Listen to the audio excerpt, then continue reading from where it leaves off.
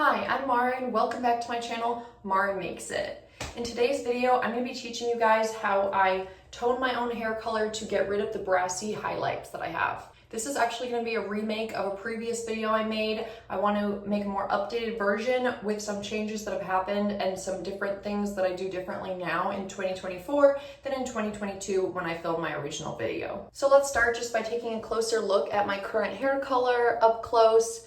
I'm going to show it in some different lighting as well, just so you can get an idea of how it looks. Now, I don't think it necessarily looks bad, but my highlights are definitely blonde, and in some lights they look more orange, other lights they look a little bit more greenish, and this is definitely not the look that I'm going for. I prefer my highlights to look more like light brown in my dark brown hair. So my natural hair color is pretty dark brown, like it is right at the top of my roots here that you see. So I just want to make these highlights a little bit less yellow and a little bit more light brown instead.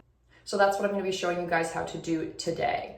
So stay tuned. Now, I'm sure there's some people out there who like the way my current hair color looks. Great, more power to you. If that's the hair color you're going for, then you don't have to do anything at all. But for those of you who want to have a little bit more light brown toned highlights like me, keep watching. So the product line we're going to be using in today's video is the Wella Demi permanent hair color. So a demi permanent hair dye lasts longer than a semi-permanent hair dye. So you have a semi-permanent that lasts the shortest, then a demi, and then a permanent. And a permanent lasts the longest. A permanent hair dye is actually very difficult to actually remove from your hair. So I don't really recommend experimenting with that at home. Now, that being said, I'm not a hair professional, which is part of the reason why I don't feel comfortable experimenting with a permanent hair dye at home. But of course, you are welcome to do whatever you want with your own personal hair. What you usually see in the drugstore, those kind of box dyes, that's usually permanent hair color. So instead, I recommend the demi-permanent. I'm going to put on the screen the number of washes that a demi-permanent hair dye lasts for. So depending on how often you wash your hair,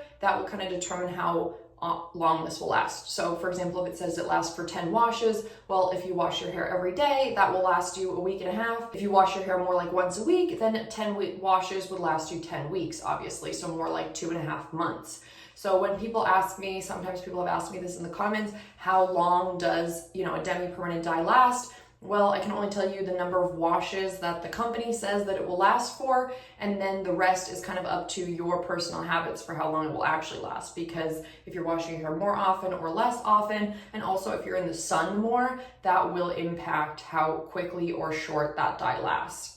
In addition to that, I definitely recommend using a color-safe shampoo that helps maintain your hair color, because some shampoos will promote the hair dye staying on your hair, while other ones will strip it away faster. If you want to know what shampoo I like, I personally really like the Ghost line of shampoos. They're not too expensive, but they are formulated to be color safe. If you want to spend a little bit more money, the Bumble and Bumble products that I've tried, all of them have been fantastic. So I would highly recommend those as well. If you appreciate these in-depth explanations about hair color, please make sure you subscribe to the channel so that you're notified when I post future videos. Now, when it comes to demi-permanent hair color, you can only use demi-permanent hair color to change the tint of your hair, basically like the shade of your hair, or to make it darker. You cannot go lighter with demi-permanent hair dye alone. So if I wanted to turn my blondish highlights pink or purple or more reddish or more cool toned, I can do any of that. I can also go darker than those highlights are or than my natural hair color is, but I can't go lighter. So using a demi-permanent hair color, for example, there's no way for me to use demi-permanent hair color to make myself more blonde than I am right now in this moment.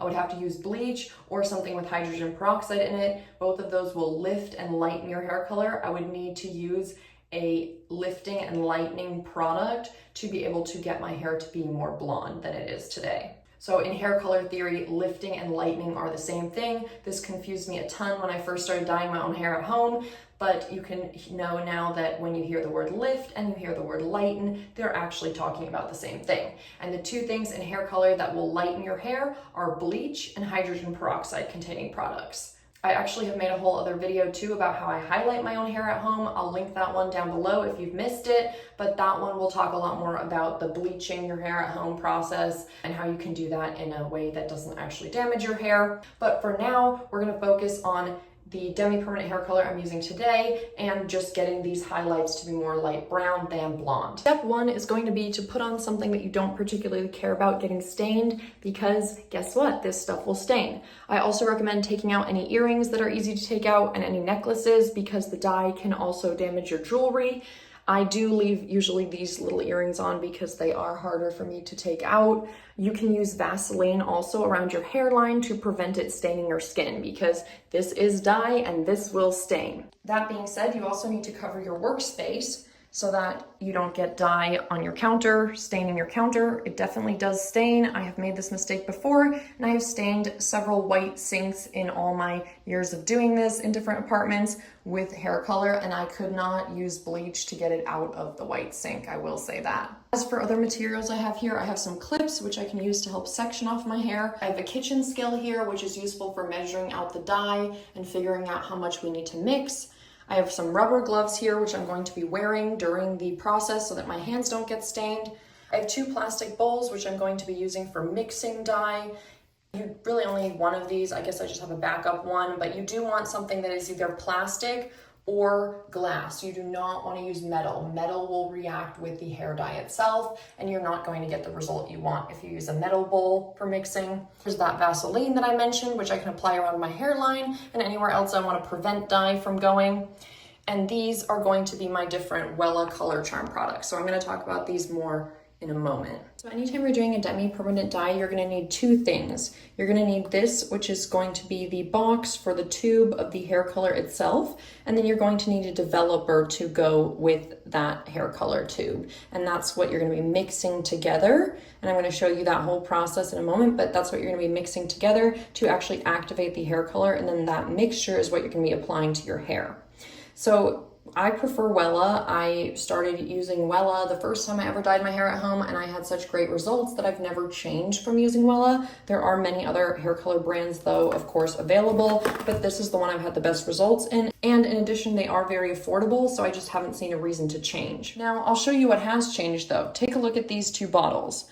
So this is the original developer that went with the Wella Color Charm Demi permanent dyes, and then this is what the new bottle looks like that you use. So you can see it does look quite different, but basically this is the new bottle of this item. So I show this bottle, and if you watch some of my older hair dye videos, this is the bottle I'm showing, but this is the new bottle of the same product. Now, just like they updated the developer design of the bottles, they also updated the color part of the packaging here. So this is what it used to look like. So in my old video, you'll see me use a box that looks like this, and now this is what the new one looks like. Just like with the old boxes, the new boxes still have the numbers on them, and the numbers refer to the hair color levels. So in hair color, they go from 1 to 10, 10 being the most blonde that you could possibly be, and 1 being black hair color. So 6N is a dark neutral brown, and 7A is a medium ash blonde.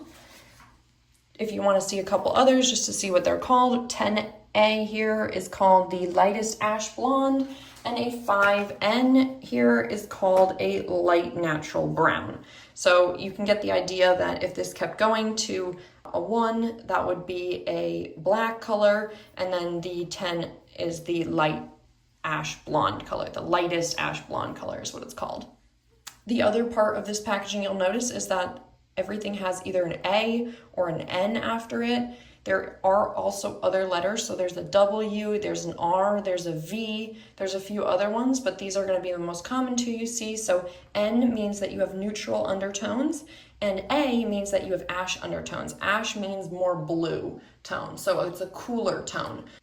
N is going to be neither warm nor cool. It's going to be in the middle. This is basically the same thing you see with foundations and makeup, where you have more warm toned ones and more cool toned ones, and then also neutral ones that are sort of in the middle. So that's the same idea here with hair color. Big thing I want to emphasize here is not just did Wella change their packaging, but they actually changed the formulations of their colors too. And I didn't know that until this little packet insert fell out of one of these packages at me. So I'm gonna flip to the English side now. So you can see right here, they keep saying old and then new. The good news for us is that this color chart runs more true to color than ever before, so it's actually easier than ever before to figure out what color you need, since it used to be so off, like this 7A being this dark of a color. Basically the only way to figure that out was by experimenting, and that's why in my old video I said keep in mind that these colors run dark, basically because these results were so off, but now they're much more close to the color you'd actually expect. And so that means that today, for today's video for my hair, I am going to be using a 6N, which is a dark neutral blonde. And if you want to hear more about these product changes and the new color chart, I made a whole video already doing a deep dive into that, so I'll link that one down below. That would be a great video to watch if you're not quite sure what color to use, if your hair color isn't exactly matching mine, and you can't just duplicate exactly what I'm doing today. So I'm putting a little bit of Vaseline just around my hairline right now and on my ears so that my ears don't get stained from this dye. The next step will be that I'm putting on my gloves here. The next thing you'll want to do is turn on your kitchen scale. So I like to do this in grams because it's more accurate than in ounces, because a gram is smaller than an ounce. So you'll see it's zeroed out right now, and then I'll put my little cup on here and you'll see it says 5 grams, and then I'll want to press 0 again to bring it back to 0, because we don't want to be counting the weight of our cup when we do this measurement here of measuring out the hair dye. So now we're going to be adding our actual 2 products here together and be mixing them together using one of these hair paint brushes. I'm pretty sure they're called framer brushes, but we're going to be doing that step. So we're going to be opening the tube. You can see, you can kind of tell that it's going to be a brownish, blondish color here on the front. And then, oh, it looks like it didn't. I'm going to be making sure it's back at 0. And then I'm going to be adding, let's see, we're going to go for 10 grams. It might end up being more than that though. And you can see it's coming out kind of like yellow orangish color. Okay, so I decided, because the tube was almost empty anyway, I'm going to be going for empty, and it looks like empty is now 28 grams here now. So we need to use 2 to 1 of the actual hair color. So 2 times this of that.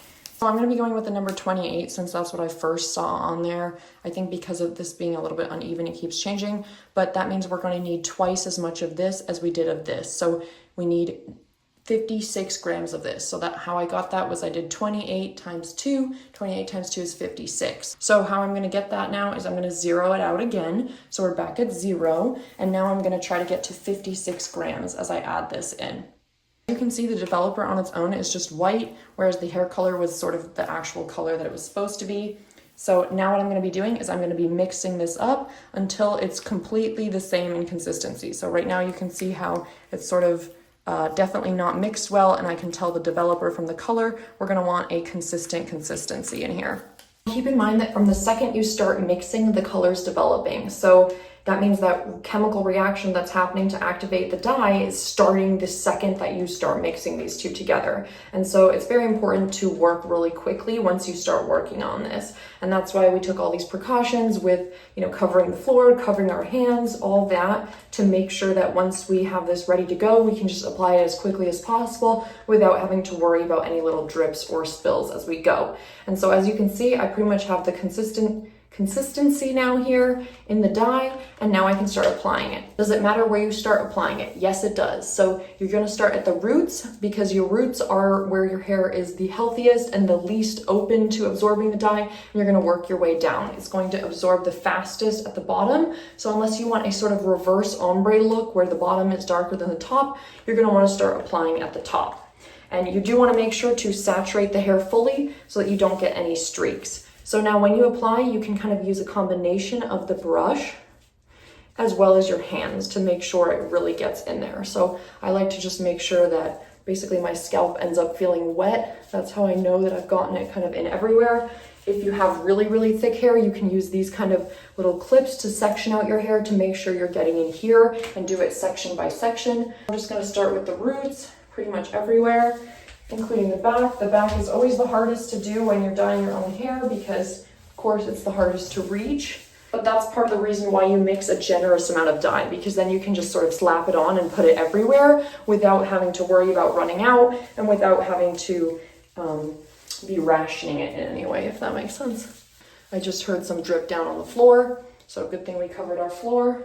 So what I'll do now is I'll pick up, now that I have everything pretty much covered from the top, I'll pick up some sections of my hair like this to make sure that I got enough into the roots here. And as, I don't know if you can tell, but the roots are pretty dry here. So I would use some of my extra dye to just keep getting it as saturated as possible here underneath. Okay, so as you can see, my hair is very much fully saturated now, including all the ends. Usually what I'll do now is I'll sort of wrap it up in a little bun and then I'll set my timer. I also did note the time when I started, so this way the hair color isn't drying out. Also, it minimizes the contact that the hair color has with your neck. You can actually see it's starting to dye my neck here where my hair was hanging. So I'm gonna wipe that off really quick before it gets any worse. So yeah, you can see how the color is developing like that. So it took me about 5 minutes to fully apply this to my hair. 20 minutes is the maximum time it's recommended to be left on. It's kind of hard to honestly check how the color is developing as you go. If you bleach your own hair, it's pretty easy to tell how the color is developing because you can actually check how it looks. But with this, I find it much harder to actually see how things are going. So I think what I'm gonna do is just go basically based off of time. As you can see, I did use my whole cup of hair dye up, so definitely better to mix more than you might need than less, because you do want to apply this quickly and you don't want to be stopping to mix more as you go. So I find it better to just mix as much as I need. I guess I did a pretty good job estimating, but generally it's better to mix more than you need and have to throw some away than run out midway through and have to be remixing, because then you'll really run into the problem of like, oh, this part of my head has had to dye on it for 20 minutes and this part for 25 and this part for 30 because that's where I started, and then you'll end up with much more uneven results. I would say I get about 2 uses out of each of these tubes if I'm using just one color at a time. You can also mix colors to get sort of an in-between color. So for example, if I mixed a 7A and an 8A, I would get about a 7.5A. So you are able to mix them that way as well. If like I said, and my hair's pretty long, you guys saw how long my hair is, and I can get 2 uses out of each of these tubes, which means that dyeing my own hair at home is significantly cheaper than anything I could get done anywhere at a salon. Because these tubes, which I'll link down below, are about $10 each. This is probably about $7 or $8. I'll link it down below. This will last me probably 2 or 3 times of doing this. This isn't even their biggest bottle. They do have different sizes, so if you're doing this a lot, you can get even a more big bottle that's more value size. But none of these products are really expensive.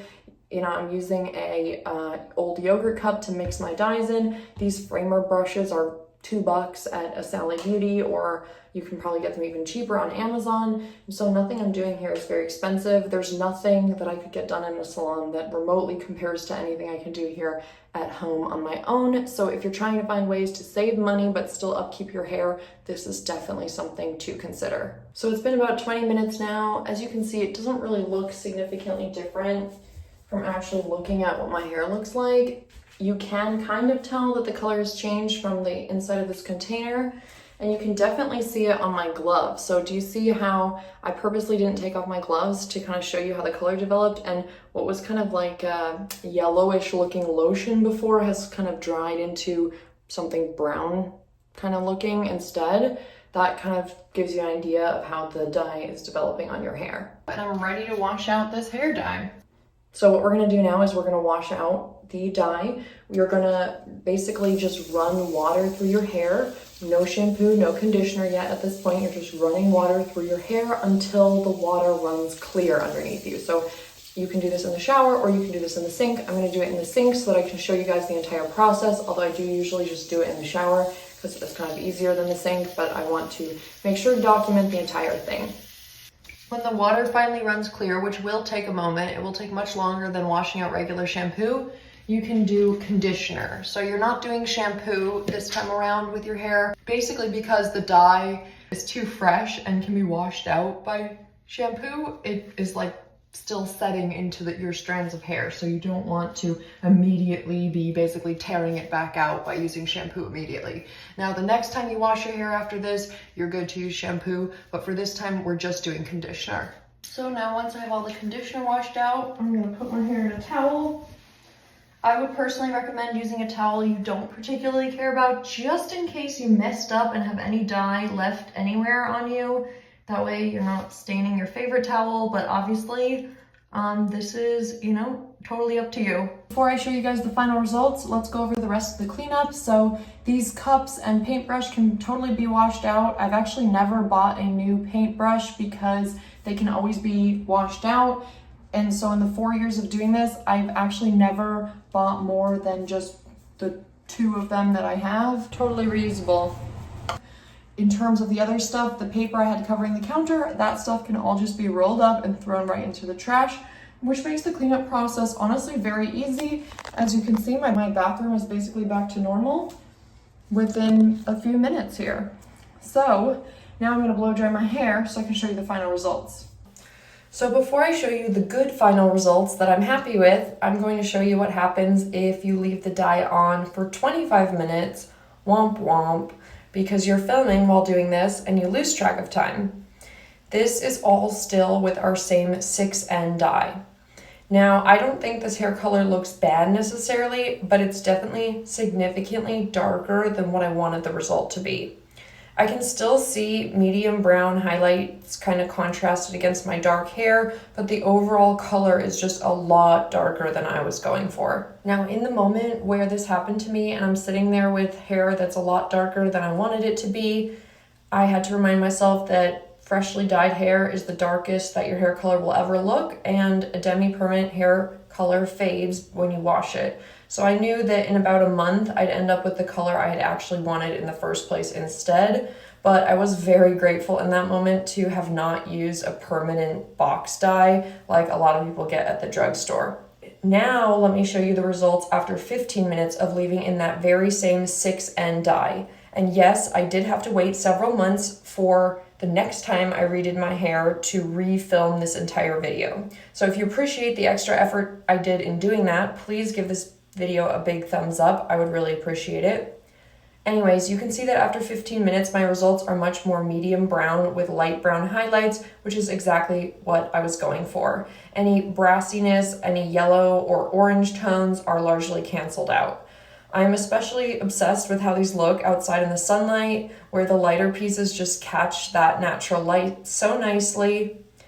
You can see here, especially when I go out in the sun, that all those highlights that were sort of that brassy yellow color are now a lighter brown than the rest of my hair is, which I think looks really nice, really natural, and was kind of the look I was going for.